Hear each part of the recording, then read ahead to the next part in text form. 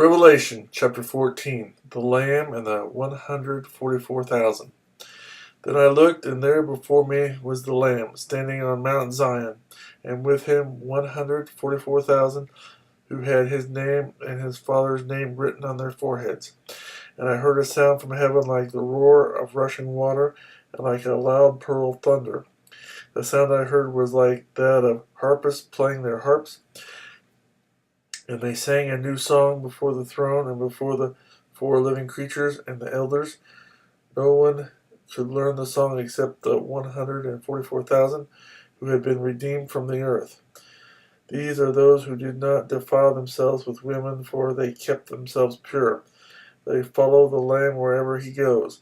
They were purchased from among men and offered as firstfruits to God and the Lamb. No lie was found in their mouths. They are blameless. The three angels. Then I saw another angel flying in midair, and he had the eternal gospel to proclaim to those who live on the earth, to every nation, tribe, language, and people. He said in a loud voice, "Fear God and give him glory, because the hour of his judgment has come. Worship him who made the heavens, the earth, the sea, and the springs of water." A second angel followed and said, "Fallen, fallen is Babylon the Great, which made all the nations drink the maddening wine of her adulteries." A third angel followed them and said in a loud voice, "If anyone worships the beast in his image and receives his mark on his forehead or on the hand, he too will drink of the wine of God's fury, which has been poured full strength into the cup of his wrath. He will be tormented with burning sulfur in the presence of the holy angels and of the Lamb, and the smoke of their torment rises forever and ever.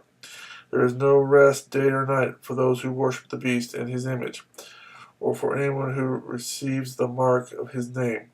This calls for patient endurance on the part of the saints who obey God's commandments and remain faithful to Jesus. Then I heard a voice from heaven say, "Write, blessed are the dead who die in the Lord from now on. Yes, says the Spirit, they will rest from their labor, for their deeds will follow them."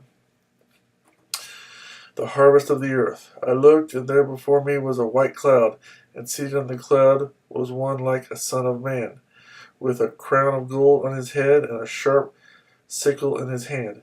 Then another angel came out of the temple and called in a loud voice to him who was sitting on the cloud, "Take your sickle and reap, because the time of reap has come, for the harvest of the earth is ripe."